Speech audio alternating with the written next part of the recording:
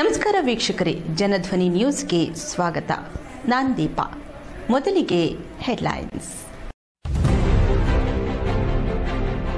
ಕಾಶಿಪುರದ ಶ್ರೀ ಕರುಮಾರಿಯಮ್ಮ ದೇವಸ್ಥಾನದಲ್ಲಿ ಪುಂಡ ಪೋಖರಿಗಳ ಹಾವಳಿ ನಿಯಂತ್ರಿಸಲು ಸಭೆ.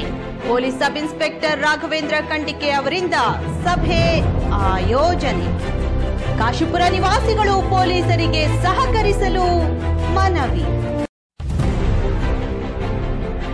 ಮಂಗಳಮುಖಿಯರಿಗೆ ಆಶ್ರಯ ಯೋಜನೆಯಡಿ ನಿವೇಶನ ನೀಡಲು ಆಗ್ರಹ. ಕನ್ನಡಿಗರ ಕಾರ್ಮಿಕರ ರಕ್ಷಣಾ ವೇದಿಕೆ ವತಿಯಿಂದ ಮನವಿ. ಕೈಗಾರಿಕಾ ಸೌಲಭ್ಯಗಳನ್ನು ಕಲ್ಪಿಸಿಕೊಡುವಂತೆ ಜಿಲ್ಲಾಧಿಕಾರಿಗಳಿಗೆ ಮನವಿ. ಮಹಿಳಾ ಸಬಲೀಕರಣ ಜಾಗೃತಿ ಕಾರ್ಯಾಗಾರ. ರೋಟರಿ ಕ್ಲಬ್ ಶಿವಮೊಗ್ಗ ಮತ್ತು Shri Marikamba micro finance private limited ಸಂಯುಕ್ತಾಶ್ರಯದಲ್ಲಿ ಕಾರ್ಯಕ್ರಮ ಆಯೋಜನೆ. ಕಾರ್ಯಕ್ರಮದಲ್ಲಿ ಆರೋಗ್ಯ ಸಮಸ್ಯೆ ಮತ್ತು ಪರಿಹಾರದ ಕುರಿತು ಮಾಹಿತಿ ಮತ್ತು ವೀರಶೈವ ಲಿಂಗಾಯತ ಸ್ವತಂತ್ರ ಧರ್ಮವೆಂದು ಘೋಷಣೆ ಮಾಡಲು ಕೇಂದ್ರಕ್ಕೆ ಶಿಫಾರಸು. ಪತ್ರಿಕಾಗೋಷ್ಠಿಯಲ್ಲಿಂದು ಅಧ್ಯಕ್ಷರಾದ ಎಚ್.ವಿ. ಮಹೇಶ್ವರಪ್ಪ ಹೇಳಿಕೆ. ಕರ್ನಾಟಕ ರಾಜ್ಯ ವೀರಶೈವ ಲಿಂಗಾಯತ ಪಂಚಮಸಾಲಿ ಸಂಘದ ವತಿಯಿಂದ ಮಾನ್ಯ ಮುಖ್ಯಮಂತ್ರಿಗಳಿಗೆ ಮನವಿ. ವಾರ್ತೆಗಳ ವಿವರ. ನಿನ್ನೆ ಕಾಶಿಪುರದ ಶ್ರೀ ಕರುಮಾರಿಯಮ್ಮ ದೇವಸ್ಥಾನದಲ್ಲಿ ಕಾಶಿಪುರ ನಿವಾಸಿಗಳೊಂದಿಗೆ Vinobanagara police sub inspector Raghavendra Kandike ಅವರು ಸಭೆ ನಡೆಸಿದ್ರು. ಇನ್ನು ಸಭೆಯಲ್ಲಿ ಪುಂಡ ಪೋಖರಿಗಳ ಹಾವಳಿ ನಿಯಂತ್ರಿಸಲು ಆಟೋ ಚಾಲಕರ ಕಿರುಕುಳ ತಪ್ಪಿಸಲು ಸಹಕರಿಸಬೇಕೆಂದು ಮನವಿ ಮಾಡಿದ್ರು.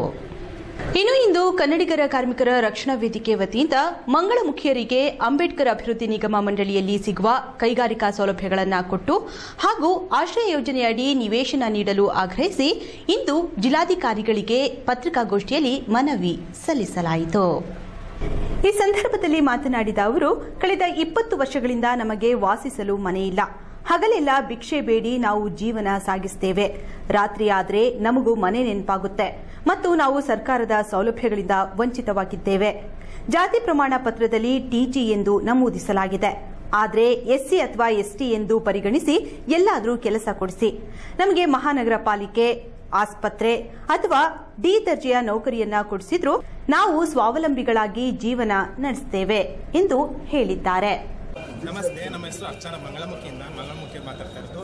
2010-11 ನಾವು ಅಪ್ಲಿಕೇಶನ್ ನಮ್ಮ ಮಂಗಳಮುಖಿ 27 ಜನಕ್ಕೆ ಶಾಂಕ್ಷನ್ ಅಪ್ಲಿಕೇಶನ್ ಹಾಕಿದ್ವಿ. ಈಗೇನೋ ಶಾಂಕ್ಷನ್ ಆಗಿದೆ ಅಂತ ಇನ್ನೂ ನಮಗೆ ಕಿವಿಗೆ ಬಿದ್ದಿಲ್ಲ. ಅದಕ್ಕೋಸ್ಕರ ಆದಷ್ಟು ಬೇಗ ನಮಗೆ ಸೂರು ಕೊಡಿ. ನಮಗೆ ಮನೆ ಬಾಡಿಗೆ ಕಟ್ಟಕ್ಕಾಗ್ತಾ ಇಲ್ಲ, ಏನೂ ಆಗ್ತಾ ಇಲ್ಲ. ಬಾಡಿಗೆ ಬೇರೆ ಯಾರು ಮನೆ ಕೊಡೋರು ಇಲ್ಲ. 1000 ರೂಪಾಯಿ ಬಾಡಿಗೆ 2000 ಬಾಡಿಗೆ ಹೇಳ್ತಾರೆ. ಅಡ್ವಾನ್ಸ್ 10,000 ಇದ್ರೆ 20,000 ಹೇಳ್ತಾರೆ. ಆದಷ್ಟು ಬೇಗ ನಮಗೊಂದು ಸೈಟ್ ಕೊಟ್ಟು ಒಂದು ಮನೆ ಅನ್ನೋದು ಕೊಟ್ಟರೆ ನಮ್ಮ ಮಂಗಳಮುಖಿಯರು ಹೆಂಗೋ ನಾವು ನಮ್ಮ ಕಷ್ಟನ ಸುಖನ ಬದುಕ್ತೀವಿ. ಆದಷ್ಟು ಬೇಗ ನಮಗೆ ಕೊಡಿ. 27 ಜನ ಶಾಂಕ್ಷನ್ ಆಗಿದೆ, ಅಪ್ಲಿಕೇಶನ್ ತಂದಿದ್ದೀವಿ. ಅದಕ್ಕೋಸ್ಕರ ಸಾಹೇಬ್ರ ಹತ್ರ ಮಾತಾಡಿ ಮನೆ ಕೊಡಕ್ಕೆ ಬಂದಿದ್ದೀವಿ. ಆದಷ್ಟು ಬೇಗ ಒಂದೂವರೆ ತಿಂಗಳಲ್ಲೂ ಕೊಡಿ ಅಂತ. ಈಗ ಸರ್ಕಾರದಿಂದ ನಿಮಗೆ ಸವಲತ್ತುಗಳು ಏನೇನು ದೊರೀತಾ ಇದೆ? 500 ರೂಪಾಯಿ ಪಿಂಚಿನ್ ಬರ್ತಾ ಇದೆ. ಇನ್ನೂ 1000 ರೂಪಾಯಿ ಮಾಡಿ, 500 ರೂಪಾಯಿ ಇನ್ನೂ ಸಾಲಲ್ಲ, 1000 ರೂಪಾಯಿ ಮಾಡಿ ಅಂತ ಅದನ್ನು ಹೇಳಿದ್ದೀವಿ. ಒಬ್ರು ಬರ್ತಾ ಇದೆ, ಒಬ್ರು ಬರ್ತಾ ಇಲ್ಲ, ಅದು ಪಿಂಚಿನ್ನು.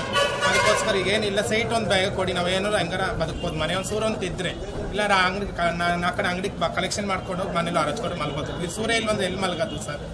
ಸರ್ಕಾರಕ್ಕೆ ನಿಮ್ಮ ಒಕ್ಕೊರಲು ಅಂದ್ರೆ ನಿಮ್ಮ ಮನವಿ ಏನು? ನಿಮಗೆ ಕಷ್ಟಕ್ಕೆ ಏನೇನು ಕಷ್ಟಗಳಿಗೆ ಸ್ಪಂದಿಸಬೇಕು ಅಂತ ನೀವು? ನಮಗೆ ಏನೇನು ಕಷ್ಟಕ್ಕೆ ಅಂದ್ರೆ ನಮಗೆ ಸೌಲಭ್ಯ ಮನೆ ಬೇಕಾಗಿದೆ, ಅರ್ಜೆಂಟು. ನಮಗೆ ಇರಕ್ಕೊಂದು ಸೂರು ಬೇಕಾಗಿದೆ.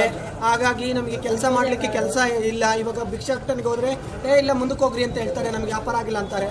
ಹಾಗಾಗಿ ನಮಗೂ ಒಂದು ಸರ್ಕಾರದಿಂದ ಒಂದು ಕಸ ಹೊಡೆಯೋದು ಕೆಲಸ ಕೊಡ್ಲಿ ಅಷ್ಟೇ. ಒಂದು ಮನೆ ಕೊಡ್ಲಿ ಸೂರು. ಈಗ ನಗರಸಭೆಯಲ್ಲಿ ಈಗ ಬದಲಿಗೆ ಅವರು ನಗರಸಭೆಗೆ ಕಸ ಹೊಡಿತಾರೆ ರೋಡಲ್ಲಿ. ಅದೇ ಕೆಲಸ ನಮಗೆ ಕೊಡಿ. 5,000 ಸಾವಿರ ಕೊಟ್ಟು ನಮಗೆ ಅದಕ್ಕೆ ಕೆಲಸ ಮಾಡ್ಬೋದು. ಕಲೆಕ್ಷನ್ ಯಾರು ಹೋಗ್ತಾರೆ?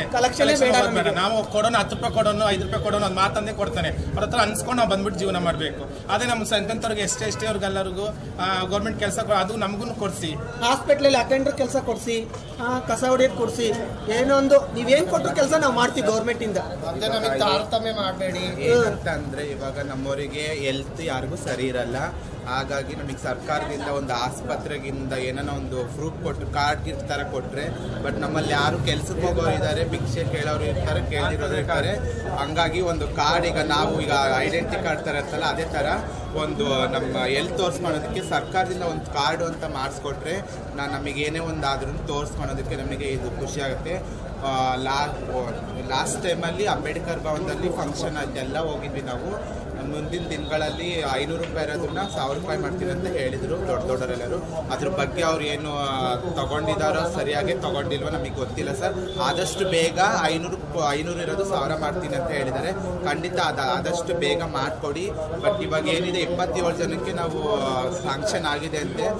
ದಯವಿಟ್ಟು ಅವ್ರಿಗೆ ಕೇಳ್ಕೊಡೋದು ಇಷ್ಟೇ, ಆದಷ್ಟು ಬೇಗ ನಮಗೊಂದು ಮನೆಯನ್ನು ಕೊಡಿ. ಯಾಕಂದರೆ ನಮ್ಮವ್ರು ತುಂಬ ಜನ ರೋಡಲ್ಲಿ ಮಲಗ್ತಾರೆ, ಎಲ್ಲ ಕಡೆ ಮಲಗ್ತಾರೆ. ಹಾಗಾಗಿ ನಮಗೆ ಬಾಡಿಗೆ ಕಟ್ಟೋಕ್ಕಾಗಲ್ಲ, ಬಾಡಿಗೆ ಯಾರು ಕೊಡೋದಿಲ್ಲ. ಫಸ್ಟ್ ಆಫ್ ಆಲ್ ಹೇಳ್ಬೇಕಂದ್ರೆ ಈಗ ಅದೇನು ಬಂದಿದೆ 27 ಜನಕ್ಕೆ ಆದಷ್ಟು ಬೇಗ ಕೊಟ್ಟರೆ ನಾವು ಸಾಯ ತನಕ ಅವ್ರನ್ನ ಮರೆಯಲ್ಲ, ಚಿರಋಣಿಯಾಗಿರ್ತೀವಿ. ಈಗ ಪುಟ್ಟದೊಂದು ಬ್ರೇಕ್.